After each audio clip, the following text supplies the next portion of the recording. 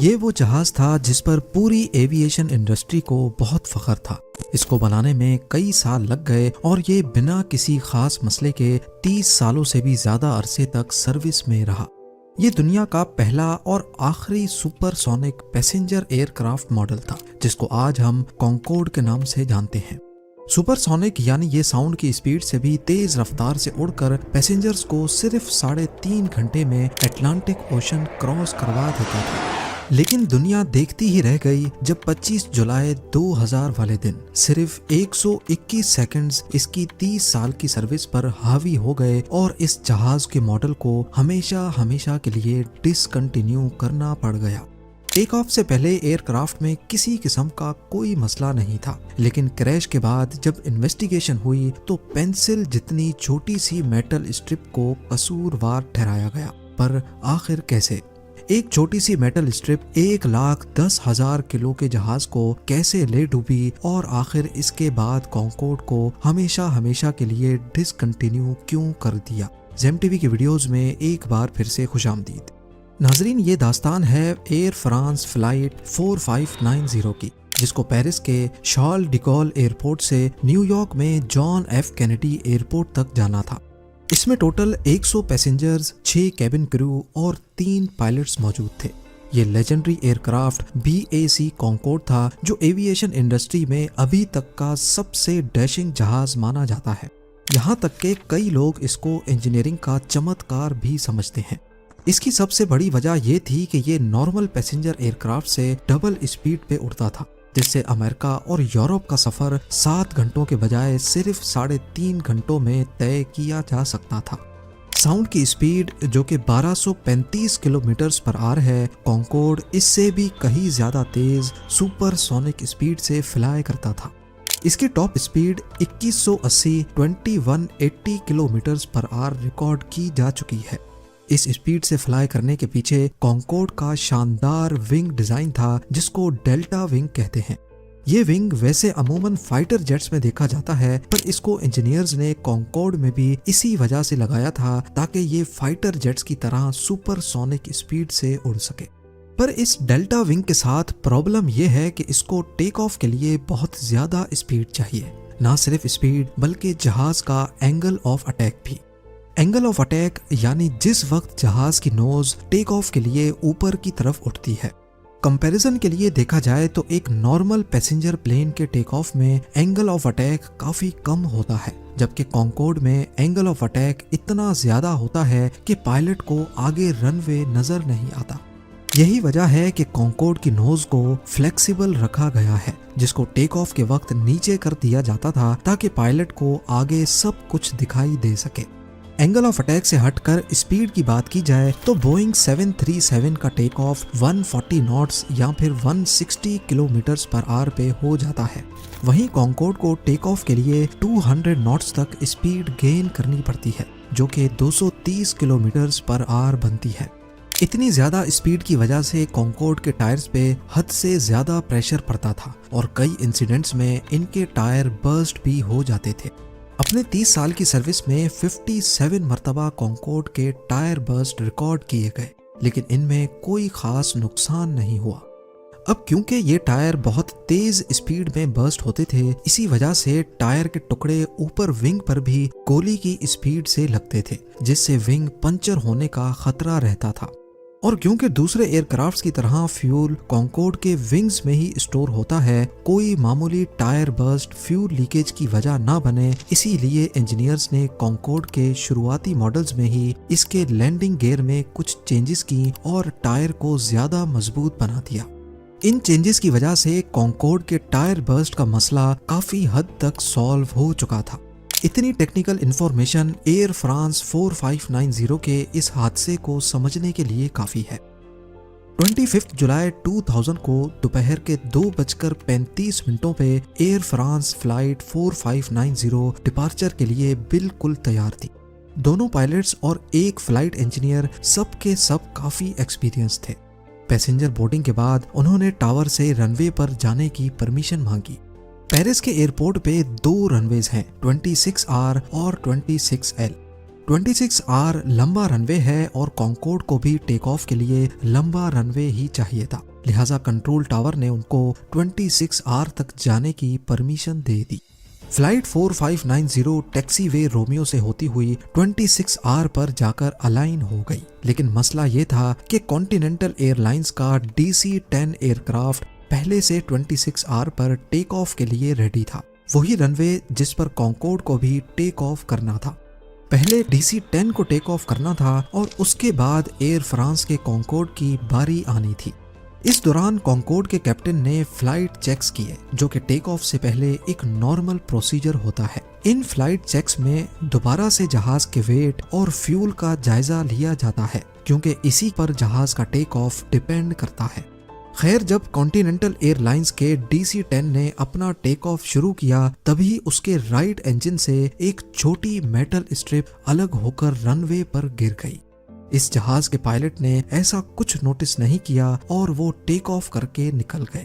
DC-10 और Concord के take off में टाइम डिफरेंस इतना कम था कि रनवे इंस्पेक्शन का टाइम ही नहीं मिला, और उस दौर में फ्रांस के एयरपोर्ट्स पर दिन में सिर्फ 2 मरतबा ही रनवे इंस्पेक्शंस की जाती थी। अब बारी थी एयर फ्रांस 4590 की। उन्होंने कंट्रोल टावर से टेक ऑफ की परमिशन मिलने के बाद थ्रस्ट लिवर्स को एंगेज कर दिया।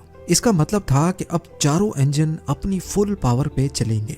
इस वक्त दोपहर के 2:42 हो रहे थे और यहीं से स्टार्ट होते हैं वो 121 सेकंड्स, जो आने वाले वक्त में कॉन्कोर्ड की 30 साला सर्विस पर हावी हो गए। कॉन्कोर्ड अब 26R पर स्पीड पकड़ना शुरू हो चुका था। 24 सेकंड के बाद फर्स्ट ऑफिसर ने कैप्टन को बताया कि चारों इंजन सही से काम कर रहे हैं। 11 सेकंड्स के बाद फर्स्ट ऑफिसर ने कैप्टन को V1 का सिग्नल दिया, जिसका मतलब होता है कि अब इस टेक ऑफ को अबॉर्ट नहीं किया जा सकता। कॉन्कोर्ड को टोटल 35 सेकंड गुजर चुके थे और वो 1700 मीटर्स का रनवे क्रॉस कर चुका था। 2:43 और 9 सेकंड्स पे कॉन्कोर्ड ने हल्का सा लेफ्ट टर्न लिया। याद रहे कि ये सारी इंफॉर्मेशन कॉन्कोर्ड के फ्लाइट रिकॉर्डर में भी स्टोर हो रही थी, जिसको ब्लैक बॉक्स भी कहा जाता है।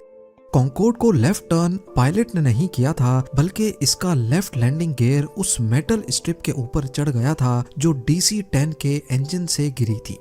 अगले ही सेकंड कॉन्कोर्ड का लेफ्ट व्हील, जिस पर ऑलरेडी इतना ज्यादा प्रेशर था, वो एक धमाके से फट पड़ा। अब यहाँ सवाल उठता है कि इन्वेस्टिगेशन टीम को कैसे मालूम पड़ा कि कॉन्कोर्ड का टायर उसी मेटल स्ट्रिप के लगने की वजह से ही फटा है। असल में जिस सेकंड में जहाज ने लेफ्ट टर्न लिया था, फ्लाइट रिकॉर्डर में उस वक्त की जो लोकेशन रिकॉर्ड की गई थी, वो वही लोकेशन थी जहां से इन्वेस्टिगेशन टीम को मेटल स्ट्रिप मिली थी। तो इस बात का 99% चांस था कि इसी मेटल स्ट्रिप की वजह से कॉन्कोर्ड का टायर बर्स्ट हुआ था। लेकिन वीडियो में आगे चलकर ये साबित भी होगा कि ये मेटल स्ट्रिप DC-10 की ही थी।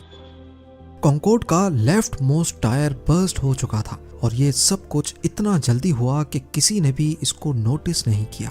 पर अगले ही लम्हे वो हुआ जिसका शक इंजीनियर्स पहले ही कर चुके थे। टायर के टुकड़े फ्यूल टैंक पर इतनी तेजी से लगे कि लेफ्ट फ्यूल टैंक फट गया और अब फ्यूल प्रेशर से लीक होने लगा। ना सिर्फ इतना, बल्कि किसी वजह से इसमें फौरन आग भी भड़क उठी।